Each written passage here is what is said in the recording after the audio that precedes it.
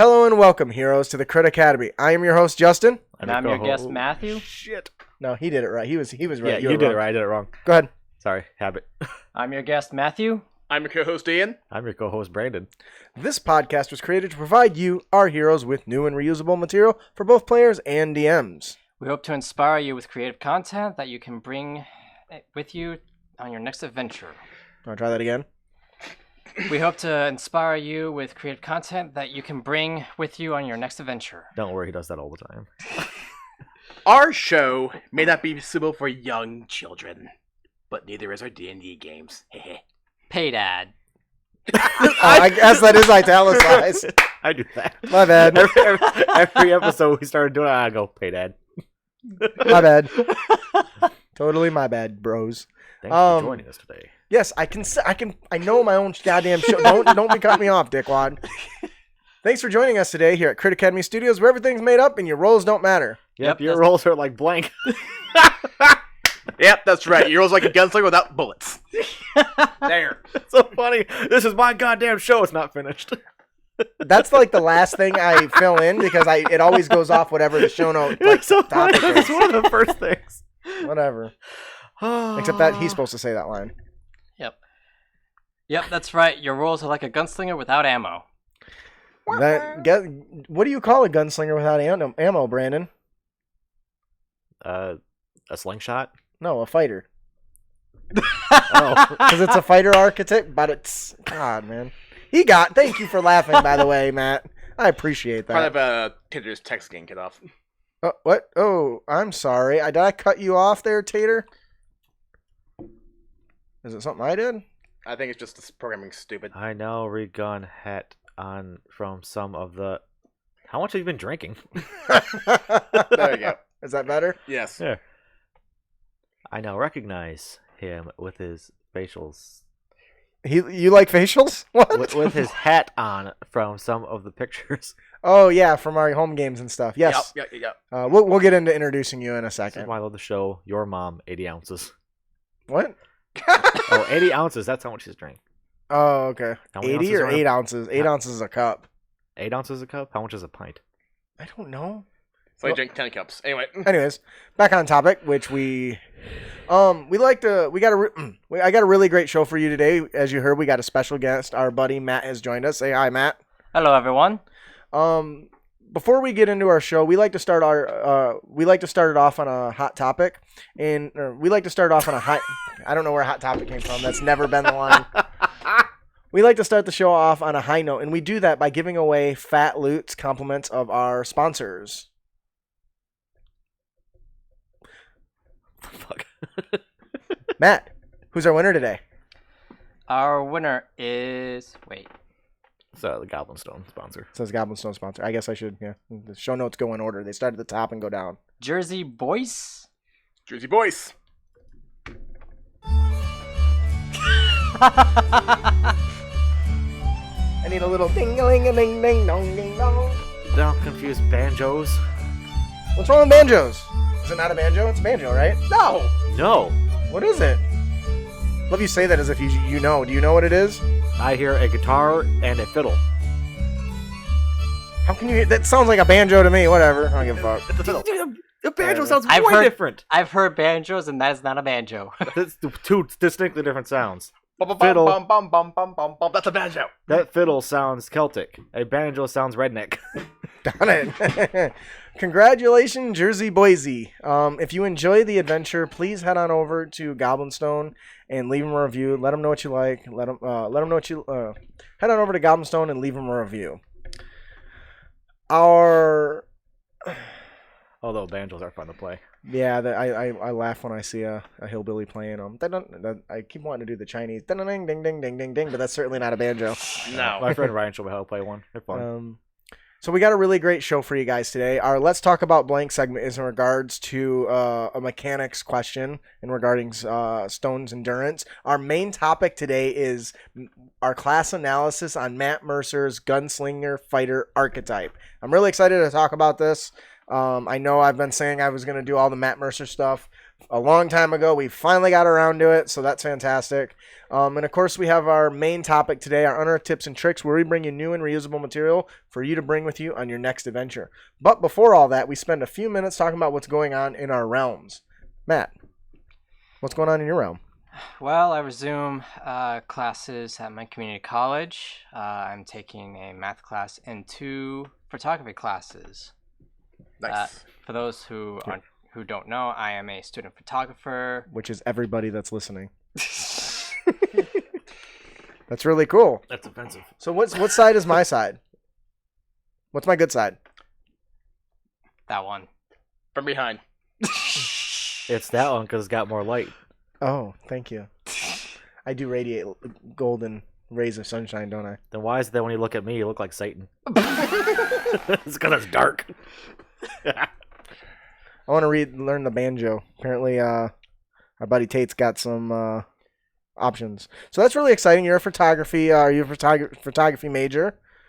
It must be getting easier for you since the quality of cameras on phones has never been better. Does that help, or is those not the types of cameras you use? Those are. Those are not the type of cameras I use. Okay. I use I use a Canon Rebel model. It's A Canon? Are you blowing up your targets or what? No, Canon.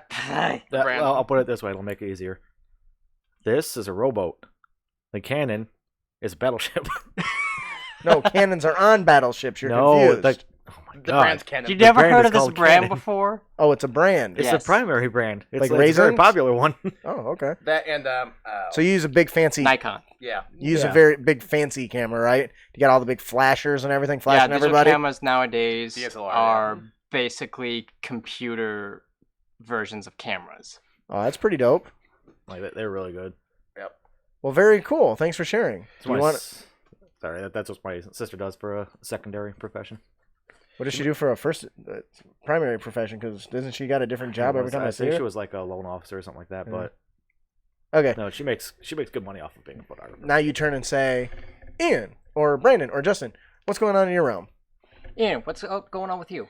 Well, the other night I went down to a group down in Grand Blanc and played some board games. That was fun. But also of note was not this weekend, but the one before that, we actually got together and did a LAN party. Us 3 and a couple of guys. It was great. It was pretty dope. That was fun. I mean, we played Borderlands 2 in co-op, and we actually played Overwatch as a group too. And Yeah, Justin actually liked it. That was some shit though, because I played by myself again. It fucking sucked again. everyone who installed Overwatch and played, we all started like pretty fresh and new. But Except Ian me. plays hardcore on this game on his PC, so every time we go to play quick play or whatever, we get paired with people between our level and his level, mostly his level. Yeah, So it didn't go well at all. We're just getting wrecked so hard. Oh, you had fun with Wrecking Ball, and you know it. Yeah, so I played the Wrecking Ball mouse. I look at a hamster in a metal ball, right? And it shoots like a web, like Grappling Spider-Man, like a web out, and I can Grappling like hook. swing from the damn thing and roll people over. I wasn't good. I couldn't kill nobody, but man, I can knock them around like the best of them, and it was fun. I had Right. more fun doing that. I played again today by myself, and it fucking sucked. Because all I heard the whole time I was playing is what a shitty player I am. Effing noob. Like the whole time, and I was just like, man, this is why I didn't like it when I played it on my Toxic Xbox. community. Yeah, It fucking is. douches. I hate that they stick me with newbies. Well, if you know the person's a fucking noob, don't sit and bitch to the person. Take the lead and explain how it needs to be done. You can mute them, and you can report them. I didn't know you could do that. Then I have to do it like every 5 seconds, and I wouldn't play. Seriously though, It is like 2 or 3 quick keystrokes. But anyways, I did enjoy it. It was a fun LAN party. And you did, to be fair, enjoy Overwatch with a group that you knew. Yeah, and I that think did that's make the... it more fun, but it was still painful having an enemy Mercy's rod so far up my ass. I'm peeping a healing stream. I guess Kurt- you beg for mercy. Kirk did a good job as our healer, though. Yeah. There was many times that I should have died, and I didn't because he was pissing that stream like a boss, man. So it was very dope. I did my job as Reaper. Yeah, which is kill. Yep. Gotta kill them all. Pokemon. That's something else. All right, so Brandon, what's going on in your realm? Not too much, just working, trying to get some extra funds to get stuff taken care of. I'm hoping to go to third soon, and once that happens, I'll be able to spend my weekends off, up all night with my tablet, making more art. Not the direction I thought you were going to go with that, but I'm not complaining. Project a little better if you could. What are you thinking? Just stay up all night with my tablet making hentai? Isn't that what you were doing? I'll probably do that too anyway. I rest my case. Wow. That's really all that's going on with me. Not too much. What about you, Justin? I done broke my shit. Again? Yo, what? I broke my shit. Again? I was moving after I carried everything out here for the LAN party. I decided when I brought it in, I was going to move everything in the room or in the office around. Whoops. And I decided it'd be a good idea to move a library shelf full of books without pulling all the books off. And it went about as well as I thought. I got on my knees and I pulled really hard. And when I went to get up, something popped in my leg. So I am walking around like I've had my leg broken in by somebody with a baseball bat. When I went to work on Thursday and Friday, I was nearly in tears the entire day. I basically told my boss, I was like, if you need me to do anything away from my desk, you just need to send me home because I can't move. If I tried to move my knee in any direction, like the shooting pain all around my kneecap and around the back, and it's horrible. Right now it still hurts, but not as bad as that day. Though my dog laid against it earlier and pushed it and pinned it between the couch and her, and I was like, I literally started crying. It hurt so bad. So it's been a miserable 4 days. Wow. Yep. That being said, now that you guys actually know what happened, I'm going to cut that out and tell everyone else.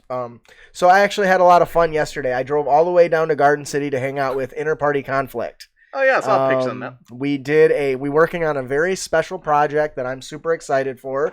I'm not in charge and lead of the project, so I can't get into too much detail.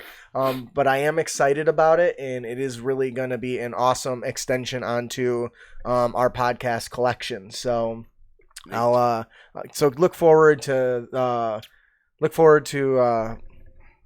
our next project, and I'll keep you guys posted as it comes along. But I'll tell you what, we've got a pretty good setup here, but damn, his setup is baller. Oh, yeah. Not only are the mics fancier, but like they got fancy ass stands and shit, not this ghetto ass shit that we got clipped to the damn table. But it was a beautiful experience. Gabe's man cave is superior to mine in every way, and never before in my life have I seen more RC Cola in one spot. He's got an entire fridge full of soda, and it's RC Cola. That's it. Not Fago? Not Fago, not Coke, not Pepsi. Fucking Royal Crown. That's it. Not Burners. So I did try it. It's not as bad and nasty as I remember, but it still wasn't super great. But it's cheap. But I that's what Alicia told me. So it was a lot of fun. So keep a listen out for that on their show as well as ours as those start to come up. So. All right, I think that'll do it for In the Realm. Brandon, if they'd like to visit other realms, how can they do so? They can visit our website at critacademy.com, where they can find a link to Audible, where you can get a 30-day free trial and a free audiobook. Yeah. Are you guys are following his chat, right? Yeah. Okay. I can't see it from here, so if I ignore you, Tate, it's their fault because they're not telling me to respond. And he's also said, and while you're down there, since you made the joke about getting on your knees and pulling. Lick his pie. I see moon pie in there. Yep. That's because it's synonymous with RC Cola. Oh, is it really? I didn't know that was a thing. Pretty darn close. So yeah, definitely check out Audible. I love Audible. I have my own account, and because of it, my wife and I don't talk when we're riding together anymore. Because as soon as it calls in, boom, play. We are now off in a far, far away place. I had a bully in high school. She saw me drinking RC Cola. She came and said, "You know what that RC stands for? Chicks rule." And she hit me. She was dyslexic. That's funny. So we got a really great show for you today. Our next, I already said that part. So moving on to our next topic, we have our Let's Talk About Blank segment. This is where we answer listener submitted questions. Whether it's where we answer listener submitted questions. I'm on a lot of meds right now, so forgive me if I'm even worse than I normally am, which you guys probably won't know. That's not a high bar. Yeah, fuck you. Has that dragon always been in the corner? Today's question... Yes. Oh, that doesn't help. You guys are not helping me at all, thanks. Today's question comes from Josh S. I ran into an odd scenario and wasn't sure how to handle it. A Goliath gets hit with 3 darts from Magic Missile and uses Stone's Endurance. Does the Endurance just prevent one of the darts worth of damage, or all of them, since they are one attack? I'd say 1. Well, Remind me, is when you make magic missile attacks, do you have to roll for each missile? Yep. You don't roll. No, it's an auto damage hit. dice you do, yes, Yeah. but they're automatically hits. So are you talking about damage rolls or attack roll? Attack rolls. It's one attack. It's no attack roll. It automatically hits. Okay. So I actually did. Does somebody want to tell us what tell Crit Nation what stone endurance does if they're not familiar? Well, it's basically a racial ability for the Goliath, and as a reaction, they can basically roll a d12 and add their combat effect to the results, and they nullify that much damage. Right. And because it basically says when you take damage, you roll and reduce it. So that would happen as soon as you took damage. So I think that as soon as you took the first dart, you could choose to use it and would only reduce the one dart. Yep. Especially since you can split those darts among multiple enemies too. Yes. I mean, if it's something like Firebolt, which it isn't, it just rolls all the damage into one projectile. Whereas like Eldritch Blast, that's multiple projectiles, and that's kind of what Magic Missile is in this case, multiple projectiles. Absolutely. What do you think, Brandon? You kind of agree with that? I think you're just double checking the I was looking at Stone's endurance, but It's unfortunately, right there. You said, "Hey, Justin, why don't you make sure I can see the notes so I don't have to use my phone?" And I even put it right there for you. damage set by This is there's a lot of editing that I got to do in our show. Oh yeah. when you roll for damage, it's 1d4, and that's pretty much how many missiles hit, right? No, No. that's how much damage that missile does. And then you roll another d4 and another d4. Though, I'm pretty sure there's a sage advice that says you only roll once. From Jeremy Crawford. I don't think that that's fair because how shitty is it to roll a 1 and then all the damage, each one does 1 damage. But I'm pretty sure there's a sage. Don't think anyone does that, and I think Nobody does, but that was I believe that was the sage advice on that, which is, I don't agree with, so I don't do it that way. What about I know both Mike Merles and Crawford gives sage advice, but I think Merles is actually the one that actually does handle the actual rules itself, while Crawford just says what he feels like. It's the other way around, I believe. Really? JC is actually the one that does the official Okay. rules sage guy. I keep getting it mixed up. Yeah, it's definitely JC on the rules because every time I answer these questions, I don't gotta agree Google with that it, one. but, his ruling. Yeah. Yeah, I and most people feel the same way, but he still says that's the intended mechanic. So, did you make a decision yet to get your input? No. I'd say it would block all of it because it's 1 attack. Okay. Because it says you create 3 glowing darts of magic force. Each dart hits the creature of your choice that you can see within range. Right. The darts all strike simultaneously. Right, but they also hit up to 3 different creatures, so the different projectiles. Yes. And this That's specifically our says logic when anyway. you Or you can this direct them. in Yeah. Stone's Endurance basically it's literally says when you take damage. So it's talking about that point of impact when I do 4 damage to you. I can choose to use my reaction to reduce it. I think the biggest thing, though, is as long as you, whatever decision you make, as long as you explain to the player why and you're consistent, that's the most important thing. Yeah, I agree. Honestly, I don't think it matters in this case. It's not that much, but I can see at higher levels it maybe being a bigger deal. Because then, how are you going to do like I mean, the Searing Ray? Is it Searing Ray? What is Yeah. the Searing Ray thing? Yeah. That's 3 different things, right? Yeah. And so is Eldritch Blast. So if you decided to let the player say, okay, well, I'm going to count it as 1 attack, and I'm going to reduce the damage of all of the darts with 1 Stone's Endurance, you better be ready for all the other spells that work the same. and like I said, that's my take, and I explained why. Mhm. I can see the other side of it, but as I said, once again, as long as you're consistent, that's the important thing. Yeah. Did you have any other comments to add to that? Matt? Not really. I mean, like you guys said, the 3 darts hit simultaneously, and the guy was just asking if he could use Stone's Endurance for one of the darts, but since Goliath hits with all 3, I mean, he could just use Stone's Endurance for the total amount of damage Right. or something. Okay. That works. Yeah, also, that's what I was saying. Because it's not like what was that, Twin Strike? It's not like that where you get 2 shots or 2 attacks in 1 hit. Well, that's in That's 4th fourth edition. Yeah. Yeah. But it's 2 separate melee attacks, though. That's what he's trying to say. Yeah. Yeah. So real quick, moving forward, because you are sharing a mic, make sure you project a little bit You're naturally quiet. Sorry. and he's naturally very loud, and it's easier to bring you up than to bring him down. Because his excitement gets to him, and It can. and there's nothing wrong with that, but No. I can't program the mic to for balance for both of you. So Right. you just Sorry. need to, no, you don't gotta apologize. This is your first time recording, so just make sure when you talk, it's towards the mic and Right. you project. Right. All right. So, yeah, I think you've heard. All right, Josh. So you've heard our points on it. I believe from a raw standpoint, though, I have to agree with Ian. I do think it is probably only the one dart. Honestly, I don't think it's going to make that much of a big deal, and you don't want to shit on your player if they really thought, oh, I've got this cool ability now. It's going to be pretty much not as effective. So I could see an argument made for both. So, And I would say that for magic missile, doing multiple projectiles, that's his advantage, if you will, instead of right. But once again, as long as you're consistent, though, that's the most important thing. I agree. Besides, isn't it a Goliath? Isn't like getting hit by a mosquito? Yes. Yes. it Basically. is. All right, Josh. Well, we hope we answered your question. If we didn't, please send a letter to our complaint department at critacademy@gmail.com. Label it, you didn't answer my shit. Here's a $5 check. Please expedite it and make sure you guys read it. I will do that. Send me money. I like money. So that'll do it for our Let's Talk About Blank segment. I am really, really excited for our main topic today. We're going to be discussing Matt Mercer's Gunslinger. Gun what? Gunslater? I don't remember that from Saved by the Bell. We're going to be discussing Matt Mercer's Gunslinger. It is an archetype for the fighter.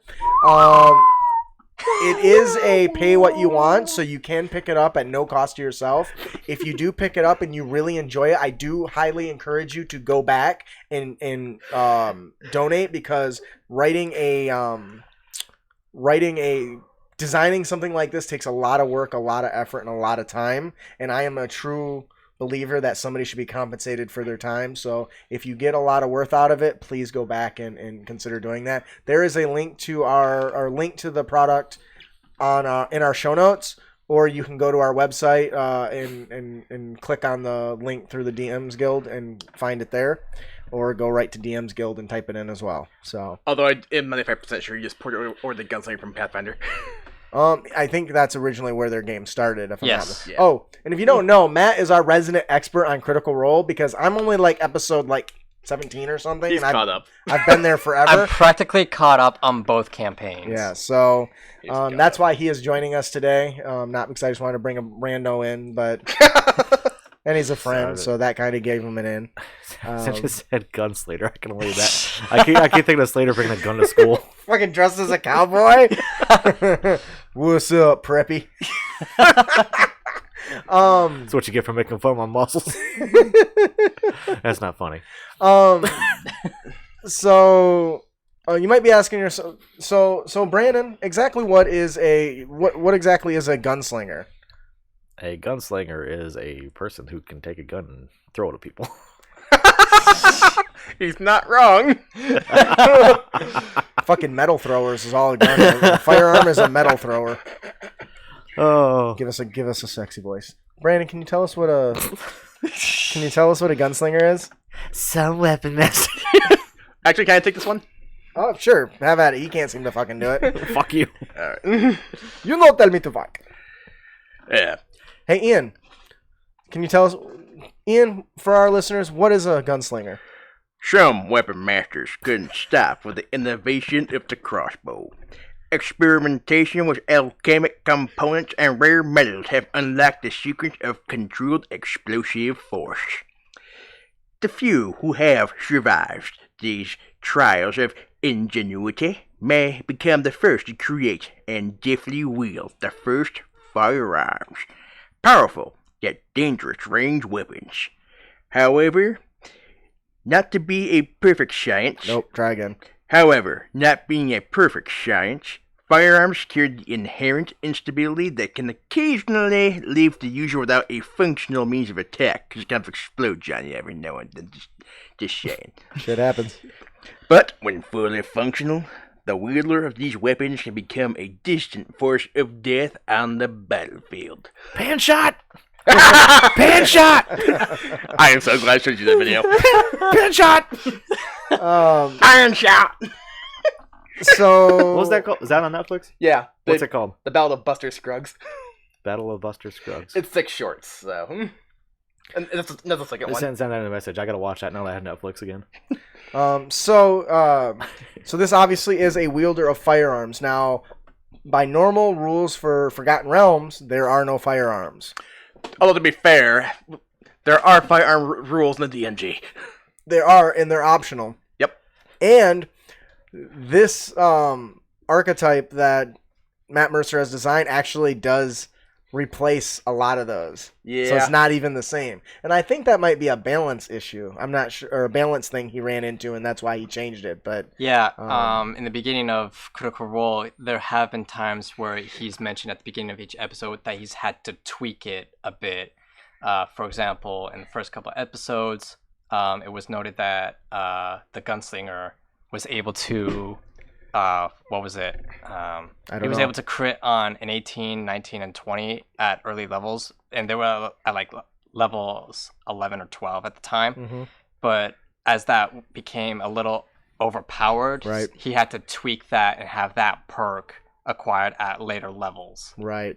And I don't know how late you followed, but this is actually 1.3 update, which is the most recent change. Really? Yeah, because I have I had two different documents, and there he made some extensive changes. Yeah. As of this document, it's set up far more like the Battlemaster archetype, which it was not like that before. So which makes sense. Keep that in mind going in. Right. He basically did with his Gunslinger what I'm doing with my Gun Mage is I took some existing mechanics and applied them instead of just creating something fresh.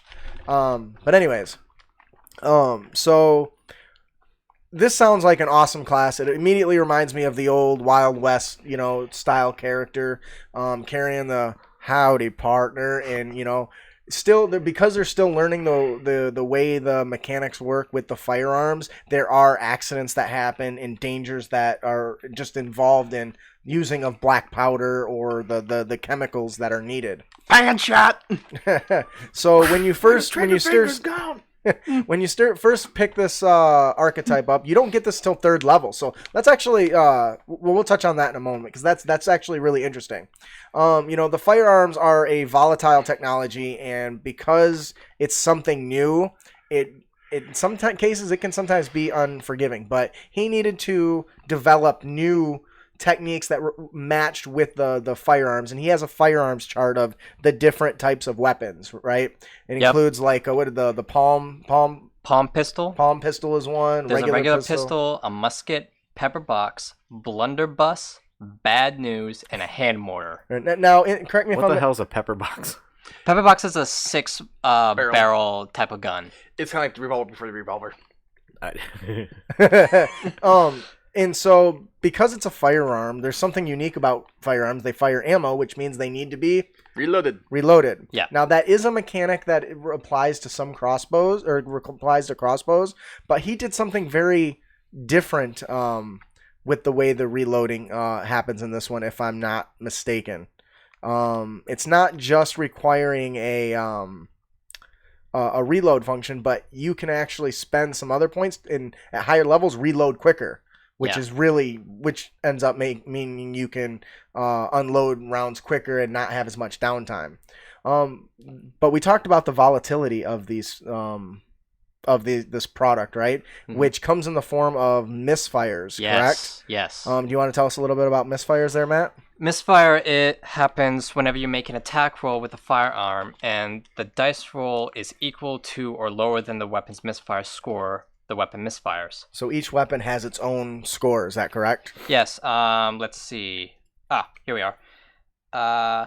Let's take Pepperbox, for example. It has a misfire score of 2, meaning if the player rolls a d20 and the d20 rolls a 2 or 1, it's a misfire. Okay, and what does that mean? Obviously, the attack misses. Technically, the attack when that happens, the attack doesn't happen and the weapon malfunctions. So does that mean he can't use the weapon again? He could actually. Hang on, I need to confirm if you guys have this in here. or I've got the actual document right here. If you look up here, I don't know if you can see it. Okay. But if we scroll down to right here, Misfire. it talks about misfires right here. So I don't know if you want to read that really quickly and summarize it. I really can't read it from here. Oh, well, you can turn the monitor a little bit just Let's a smidge, see. if that helps. Where is it? You can also repair the weapon, Which means it can't be used, right? It can't be Until- used until you spend either an action or a bonus action, depending on how high level you are as a gunslinger. Mhm. But you have to make a repair action with a set of tools known as Tinker's tools. Which you gain proficiency in when you pick up this archetype. Yes. So we've got some dangers here, right? Yep. Not only does he have a built-in... So in 5th edition, there is no such thing as critical failure. Nope. It's not categorized in the player's handbook and the DMG, none of that.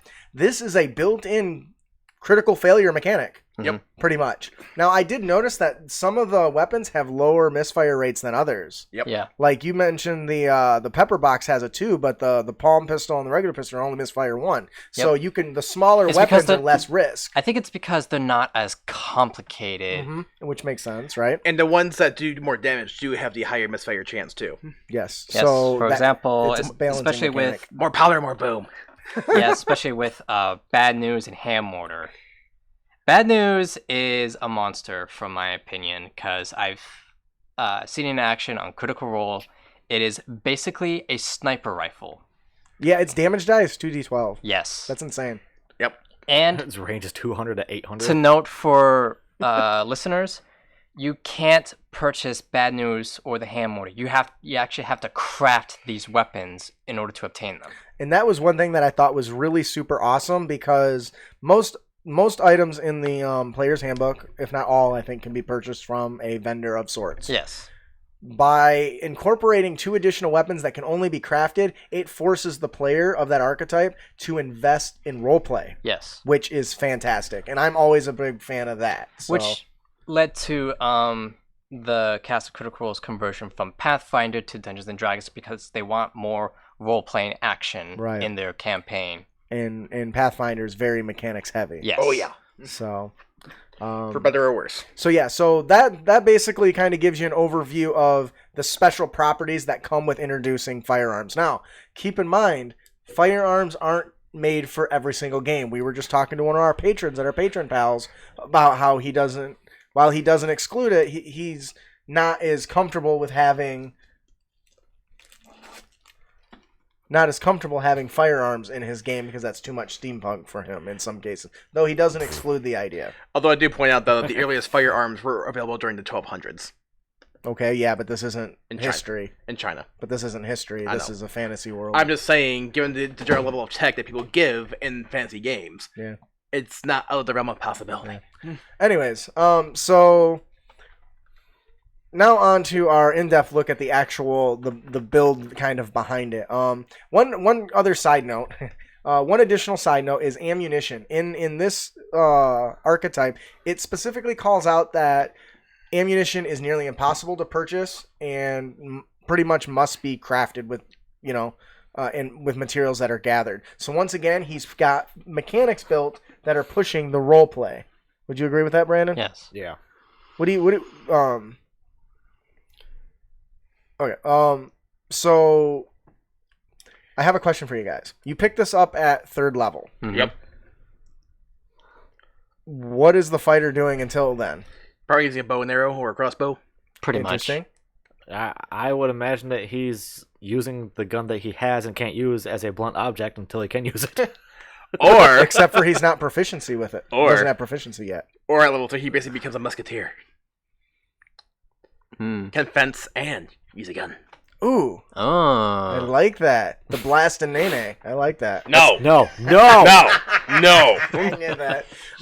So what because this starts at 3rd level, and you don't have proficiency with your firearm yet, I envision more like what you were saying, a crossbow expert, somebody who's been a master marksman and has been experimenting with new ways to fire his crossbows, and maybe it gets you role play it out as you whittle it down to where you're only shooting like the arrowheads, and you've been experimenting with this mixture of alchemic potions and stuff to launch the arrows, and gradually you get down to where the arrowhead is no longer a reliable thing because it topples and turns. So by level 3 you develop a long barrel, and you've rounded the metal arrowheads and melted them again, and and as a player I would take this opportunity to role play that out. How am I going from using like a sword and a bow to this weapon? Actually, I think they did have some like ballistas that launched like large ball bearings as a siege equipment. So so it might be something they already have. Yeah. Okay. They're probably on a ship one day, saw a cannon, went, I wonder if I can make that smaller. Well, technically, I don't think that that's more optional equipment, isn't it? Well, actually, the cannon came before the musket or the firearm. They just made the cannon smaller. Yeah. I would have to check that because I Cannons came first. Well, I know, but are they in the D&D setting? I mean, if muskets are, I think cannons definitely are. Yeah. Well, in this situation, you would have to probably allow that. See that? Okay, let's say up until this point you haven't allowed any of that stuff, and I would start gradually as the player gets a higher level. This starts making its way around, and they get attacked by pirates who are launching giant versions of this guy's invention. Anyways, that's a whole nother aspect that I would love to get into later. Cannons that shoot guns. Okay. You pick this archetype up at 3rd level, and what do you guys think the very first feature you get is? Sharpshooter. What? Oh, we're not talking about actual feats? No. Oh, Did I say feats? No. Oh, I said feature. Yep. Oh. But yes, I see where you're going there, and you don't get those to level 4. So what do you guys think of the actual, what would you expect the first feature you would get access to at level 3 if you pick something like this up? The ability to craft firearms for starters. That would be a starter one. How about gaining proficiency, right? Yeah, yeah. You get proficiency in firearms, you can craft ammunition, you can repair your firearms, and with the DM's discretion, you might even be able to create things beyond what's listed in Matt Mercer's build here. What's on your gun? It's called a bayonet! Brandon, do you want to tell us about the next feature? So that would be all categorized under the gunsmith feature, right? Yep. After that, you get access to what's called the Adept Marksman. Yep. Brandon, would you like to tell us a little bit about that? Yes. At 3rd level, you learn to perform powerful trick shots to disable or that damage. sounds cool. To disable or damage your opponents with your firearm. So what are trick shots? Trick shots are when you jump in the air with a sniper rifle, spin around, and no-scope someone bitch. That's happened to all of us, I'm sure. Trick shots. Learn 2 trick shots of your choice. They enhance attacks in some way. Learn additional trick shots as you level up. 7th, 10th, and 15th. Not 115th. And, of course, they... and 18th. Yeah, so... There's something to the Battlemaster's abilities. Yeah, and actually, to kind of go with that, like the Battlemaster, instead of the Battlemaster's... what is the stupid dice called? Superiority die? Instead of the superiority die, you have Maneuvers. you have grit. Is that right, Brandon? Yep. You have grit, which basically goes off you have a number of grit points equal to your wisdom modifier. That's interesting. Because the is this new to you? Oh, he's the word grit. I heard a huh. I was figuring out how the heck do you get more grit points, and I see it's based on your wisdom mod, and I was like, what? Yep. And grit is what they call it in Pathfinder too. So. Oh, is it? Yeah. Yeah. Okay. So here you have these grit points that is equal to your wisdom modifier. That's interesting. Yeah. Translation: anytime you use a trick shot, a tumbleweed goes by. Tumbleweed. Wah, wah, wah. But unlike or similar to superiority dice, you get them back at short and long rest. Yep. But Matt has added another mechanic to allow you to regain them back. Matt, do you want to tell us about it? You can get your grit points back if you roll a natural 20 or get a killing blow on an enemy at the DM. And also, this is at the DM's discretion. Right, because you're just popping minions. He's probably not grip point, knife. So it probably has to be something worth a damn to actually get it back. Oh, full clarification: this is not Matt Mercer. This is just another guy named Matt. Yeah, total coincidence. Yeah. Honestly, the only reason I let him on is so in the previous episode I could say we're going to be talking about Matt Mercer's Gunslinger, and our buddy Matt will be joining us. Literally the only reason. Sorry, bro. If it was Matt Mercer, you guys would know. Oh yeah, we would go from like 10,000 listeners to like 10,002. And I'm pretty sure he would be doing his McCree voice for half of the No, Whoa. he's been avoiding that on the show the whole time. Has he really? Yes. He's even avoided saying high noon in retrospect of what time it is during a day in the campaign It's session. high. It's noon. Hey, man, what time is it? Shut up. Disadvantage on the next attack.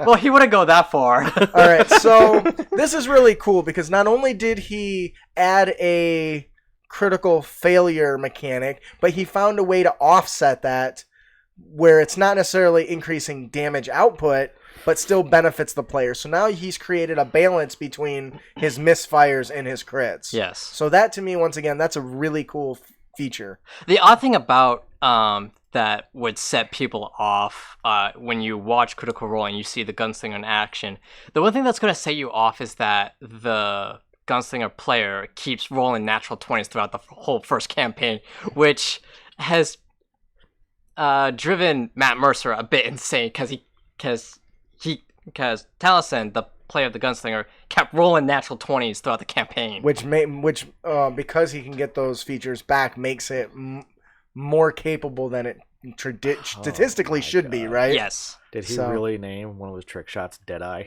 Yes. What's the problem with that? It's from Dead Redemption. Isn't that also the name of McCree's alt? That's Dead Shot, isn't it? I'm double checking that. That'd be I don't hilarious. think it might be actually. So speaking of trick shots, we're actually gonna walk through each of these and kind of discuss what they do. The first trick shot you can choose from is Yep, it is. It's funny because I read that and I read what it does. It's like, that sounds a lot like his alt.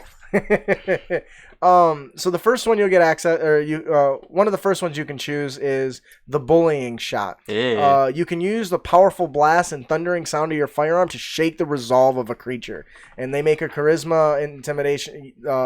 When making a charisma when you make a charisma intimidation check, you can expend 1 grit to gain advantage on the roll. This is awesome. Yeah. He has given you a tool to scare the shit out of people. Yep. Like, I mean, Pretty much.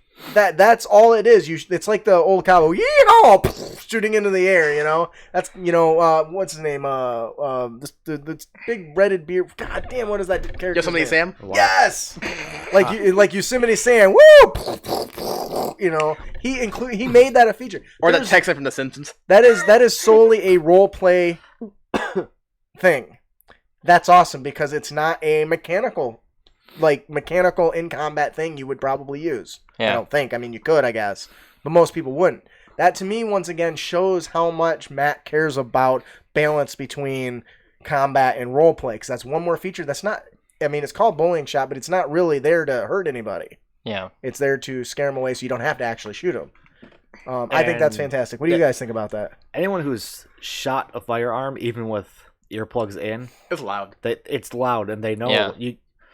you can feel it.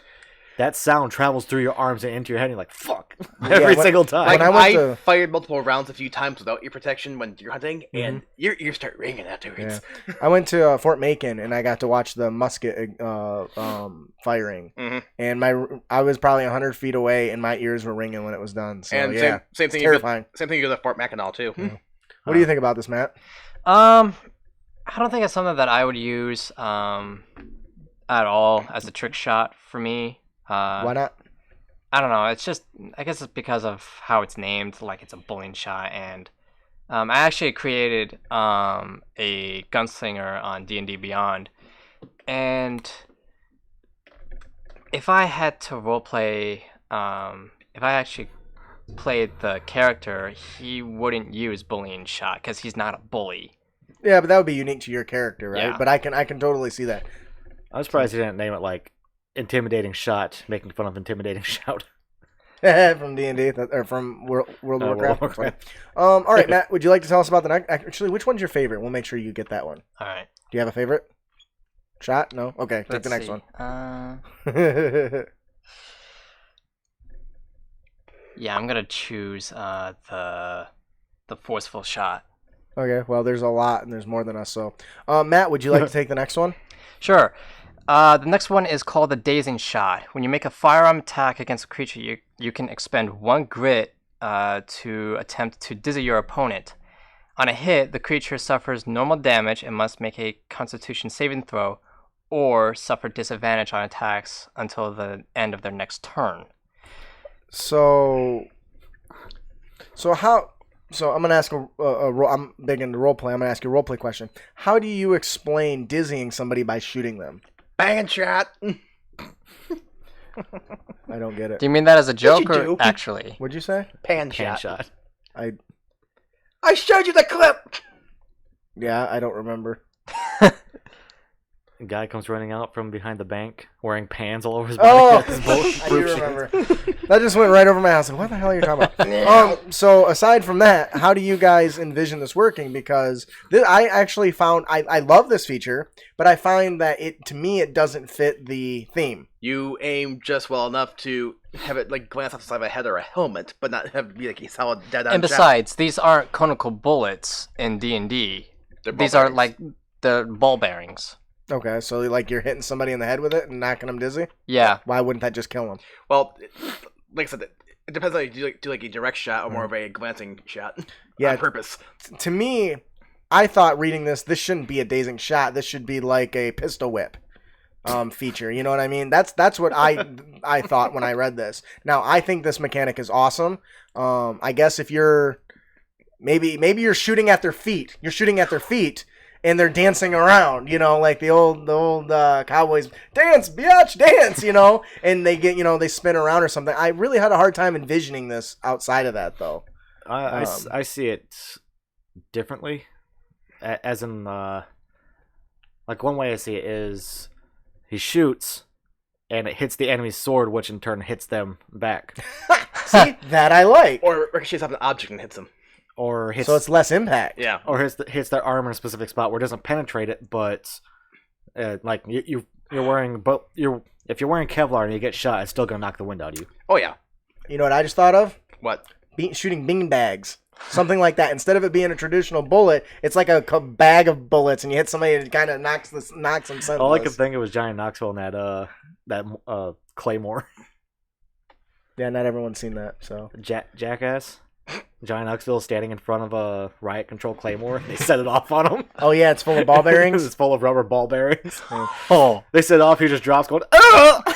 Right. So if Well, if I was to pick this, I think I would probably reflavor it as like a special small collection of small beads that is meant to. That's a shotgun. Yeah, I know, but it would be less. I feel like it would be less impactful than. More like a beanbag or something than an actual bullet, because I still have trouble imagining that. But that Or it could be a just wood me. bullet. Oh, a wooden bullet? Yeah. Would that just explode under the pressure I of bet, fire? I bet if it hit him, it wouldn't hurt. Oh, God. 10 points for that pun. All right. Ian, would you like to tell us about the next It's the trick shot? only pun I'll ever make in the show. Yeah. Dead-eye shot. When you make a firearm attack against a creature... What? When you make a firearm attack against a creature, you can expend 1 grit point to gain advantage on the attack roll. That's huge. Yeah. And that's what. That's why he That's probably what gets crits. That's what gives it away. He runs Dead-eye Shot, doesn't he? Yeah. That's why. Advantage is a very powerful mechanic. Yes. Especially if you can crit on more than just a d20 as well. And for the if sky. if you've taken the feat sharpshooter, Mhm. you'd have a better chance of hitting and deal plus 10 damage. Well, if they take the negative -5. Yeah. Yeah. But that still doesn't affect your odds to get a crit. No. Yeah. So that really ties really well with that feat. To me, Dead-Eye Shot is, from a roleplay standpoint, is him taking an extra moment to aim a little bit longer than he normally would. Compared to shooting from the hip like a cowboy, they're actually aiming long down their sights and actually taking that extra time. And that's how I see that working from a roleplay perspective. Oh God. What about you? Like a skilled sniper. Yes. That's exactly what I think of. I think of McCree's ultimate when I read that. Is that what he does? That's what it is. When we were playing Overwatch and he heard McCree go, "It's high noon." It's because he's sitting there standing still, and there's these little red circles that enclose on every enemy's head. And as soon as they go beep, and he pulls the trigger, he gets headshots on everyone that he's targeting. Yep. Pretty much. I didn't know that. They're Yep. one-hit kills. That's dope. Yep. What's even more funny is when you hear it and you look up at the top right screen and see who he kills, and he kills no one. Yeah, so that's kind of that really fits the theme that I would expect from a gunslinger. Brandon, would you like to tell us about the next one? The Disarming Shot. When you make a firearm attack against a creature, you can expend 1 grip point to attempt to shoot an object from their hands. On a hit, the creature suffers normal damage and must succeed on a strength saving throw or drop 1 held object of your choice and have that object be pushed 10 feet away from you. Honestly, as a DM, if somebody killed somebody using this, I would just say his arm, you blow his hand off. You have Yeah. officially disarmed him. Oh my god. Because I'm stupid like that. This fits the theme once again. Mhm. You've got the crack shot person who wants a technique that not only can be used to intimidate, because if you attack me and I blow your weapon out of your hand, you're going to be like, holy shit.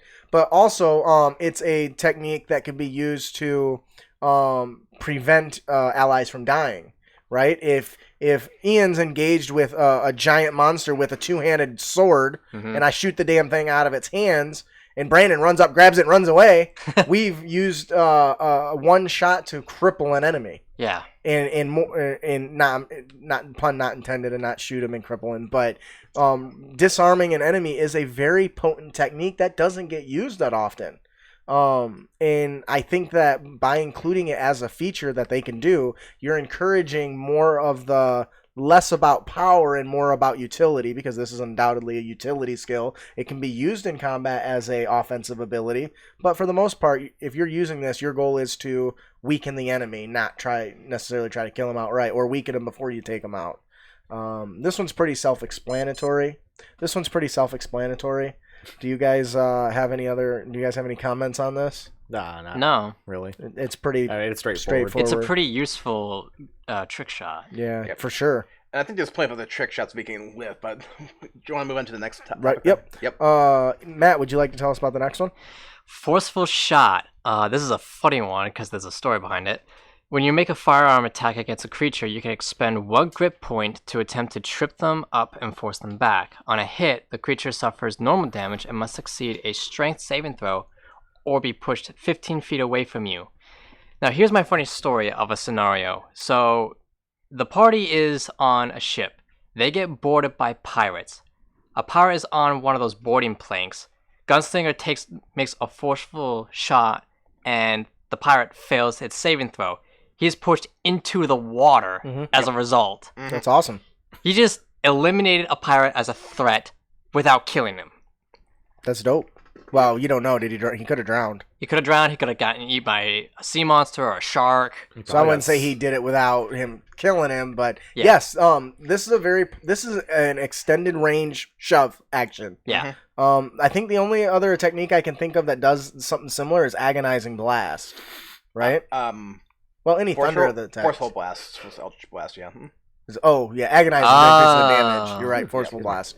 And so this is another utility. We're starting to see that not all the abilities aren't so much focused on just doing damage. I think the Deadeye shot is the one that's all about damage, and the rest, or at least most of them, appear to be utility. And being able to knock somebody off of a high-rise area where they've got advantage, knocking them off the edge of a cliff or off of a boat. This is a very powerful utility ability where you can remove threats without having to fully bring them down to 0. Followed by the Windhelm Scream. Does everyone know what that is? It's in every action movie ever made. You've heard it. Yeah. You've definitely heard it. Yes. So, I didn't know it had a name, but Yep, nope. Someone actually Wilhelm- put the original clip of that on YouTube. so this is another one that I kind of have a problem roleplay wise. At first, this is one that I originally had a problem with roleplay wise because once again, a shot is meant to penetrate. Okay, I have heard it. That's in everything. You just keep that on your phone, so every time you knock someone off a bridge or something, you just tap it. So I really like this. From a roleplay perspective, I can see them like shooting the person in the foot, so they step back until they fall off of something. Yeah. Instead of necessarily just shooting them outright, because once again, I don't see Bullets being just these things that penetrate. These I see them as things that penetrate, not things that force people back. But by you doing trick shots, boom, boom, boom, towards their feet and causing them to step back to avoid and then falling over, is kind of what I envision for this. I just realized why you might not find that as funny, because I assume you've seen the original scene of the Wilhelm scream, right? Yeah. It's from a cowboy versus Indians movie, which is why it's funny, because it fits the cowboy theme. Oh, okay. No. I don't get it because I don't watch that. The stuff. cowboy gets shot in the chest with an arrow and he screams like that. So the next trick shot we have, and this goes more in line with like the raw what I would expect from a gunslinger, is piercing shot. Hey. When you make a firearm attack, you can expend a grip point and attempt to fire through multiple opponents. That's huge. You're basically giving this attack a line effect, which is pretty dope. The initial attack gets a bonus to their attack by gains a +1 to their misfire. So by using this, you run the risk that your gun's gonna mess up and you're not gonna be able to use it again.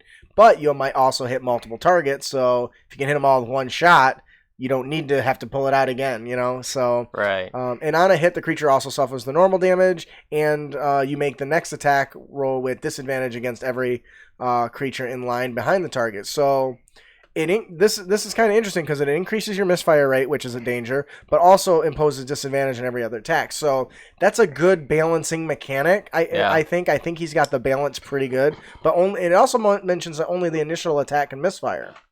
So you don't got to worry about if you manage to get past that first one, that if you're attacking 3, 4, 5 guys, which would significantly increase your misfire chance, right? Especially with disadvantage. Mhm. Like with disadvantage, the chance of you getting a 1 or 2 or whatever the misfire level is definitely significantly higher. So this is kind of the ability that I envision shooting a gun and it piercing somebody, and they're kind of moving and adjusting out to get in the way to line up their foes, much like Deadpool did in the first Deadpool movie when he cartwheels over the car and blasts 3 guys. Never in the head. seen the Deadpool movies. Yeah, it's pretty bad, man.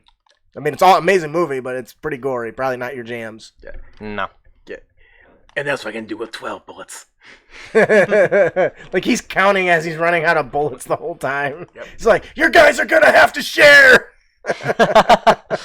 How do you guys envision this kind of role playing this out? I mean, it's a good gamble shot, especially if you're in a scenario where you are in a difficult position to make an actual hit. Mm-hmm. So, like, if you're in that situation, don't use Pearson's shot. Just keep using Deadeye to make up for the disadvantage resulting in a straight roll. You know what? I got a question for Matt Mercer. If a halfling is running a gunslinger who can re-roll ones, does the ability ever truly trigger? I mean, you're re-rolling your attack. Wait. Well, you can only reroll a 1 once. If you roll 1 again, oh well. Yeah, but Yeah. Okay, so anyways, if I'm playing a halfling and I use my what is it, lucky feat? What is not lucky? Yeah. No. It's luck. It's just luck. Yeah. Because lucky is the feat. Yep. Would you then say that person's misfire doesn't count for that roll? I mean, Well, Because that's part of the halfling's ability. They're They're lucky, right? yeah. I mean, if you unless the reroll results in a 1 as well. then that counts as a misfire. I think as a a DM, I would rule that. Oh, you can re-roll that. That's not going to count as a misfire because that's part of your feature. But I think I will go on Twitter and I will ask him. I probably won't get a response, but I am going to ask him because I think that's a fair question. Because technically, you still rolled a 1 on an attack roll. Yeah. But your feature, which comes first, the misfire or the luck feature? I personally say the luck feature, but and I agree, and I would like to see if he agrees with that as well. Mm. And if he did, that just means we're awesome and always right. So why wouldn't it? I mean, it's a racial feature, isn't it? yeah. yes, So, but this says when only you roll a pertains to 1 on him. an attack roll, so it's you still made an attack roll. But something I can really see working with piercing shot is, like, I agree with you guys, not using it in combat, just keeping with a Deadeye. But piercing shot, I see your entire party is camped out at the stronghold, and you are watching these guards taking their shifts, where they're walking, and you're waiting for that one perfect moment where you can take out 4 of them at the same time Yeah, as a sniper. Yeah. those are hard to line up. Got some bad news for you guards. That's funny. All right, and then Ian, do you want to take the next one there? Oh, this is a funny one. Winging shot. What's it called? The next one is winging shot. When you make a firearm attack against a creature, you can expend 1 grip point to attempt to topple a moving target. Knock him prone. Why doesn't it just say that? I don't know. Okay. Yep. You hit them, they make a strength saving throw. If they fail, they're prone. That's interesting. Imagine doing this against flying creatures. Yeah, they would fall to the ground and take fall damage. Yep. Well, they fall if their movement is reduced to 0, right? Yeah, which that would knocking them prone would knock them out of sight unless they had the hover feature. Yep. But I think in 5e there's very few. I think like Beholders. the beholder is one of them that can hover, but many can't hover. Nope. Like dragons used to hover, they don't hover no more. They could hover in 4th edition if I'm not mistaken. I don't know how previous editions, but so this is a really cool one because this is an ability to if you're in a group. When you knock an enemy prone, all melee attacks have advantage. Have fun, barbarian. So this is a very powerful utility skill. Once again, knocking the guy to the ground, dropping their movement to 0. It takes half your movement to stand up. This is a delay tactic and a way to enhance your party's offense capabilities. If I was a gunslinger, this would be in my opinion, this would be my go-to ability. I would use this all the time. Let me correct that. If I had melee people in my group, especially a rogue, if I had all wizards, it wouldn't do no good to knock them prone. Right. But to me, this would be one of my go-to abilities because I like I'm the type of person and player that likes to ensure my party's success. So I always take the help action, and this gives me kind of a multi-help action if they can all attack the target in melee. So also, I could shoot an ally who's being attacked at range by a bunch of arrows, knock them prone so that all the enemies get disadvantaged. So it'd give me a reason to shoot an ally, and I'm always a fan of that. It was like, well, if I didn't shoot you, they're all got longbows, and they're going to get disadvantage on you now. You just wanted to shoot me. Well, it was a bonus, okay? So that was the first thing I thought of, because I like to use support abilities like that. Brandon, you want to tell us about the last one? Last one we got Oh, is boy. Violent Shot. When you make a firearm attack against a creature, you can expend 1 or more grip points to enhance the validity of the attack. For each grip point expended, the attack gains a +2 to the firearm's Misfire Score. Ooh. If the attack hits, you can roll 1 additional weapon damage die per grip point spent when determining the damage. So I just want to go back to something Matt said earlier. The bad news gun has 2d12 piercing. Yeah. So, now granted, this already has a misfire of 3. But, rocking I missed it. Violent shot. Rocking this violent shot means you have a 5 misfire. But if that shit hits, your attack's doing 3d12. Yeah. That is insane. Yeah. I mean, that is so much damage for a weapon. Now, I mean, that puts that in line with some really much more powerful spells. And if you combo this with Deadeye, it would give you advantage on attack rolls. Oh, it can offset the risk. Yeah. Ooh, I like that. And also, I was certainly not aware that you could spend more than 1 grip point in 1 turn. I believe I didn't read anything that says you couldn't do that, so I hadn't considered that. So if you can combo those together, because in the Battle Master you can only do 1 at a time, I believe. Yeah. Never mind. You can only use 1 trick shot per attack. Okay. So you can do it multiple times in a turn, but only once per each individual shot. Yeah. Okay, that makes more sense. I was like, damn, man, that's a powerful. Well, wait, doesn't that give you advantage on your next attack? No. Don't No, think that's so. just that would be different than Deadeye. The rest Just of them. gives you advantage on your attack roll for that attack.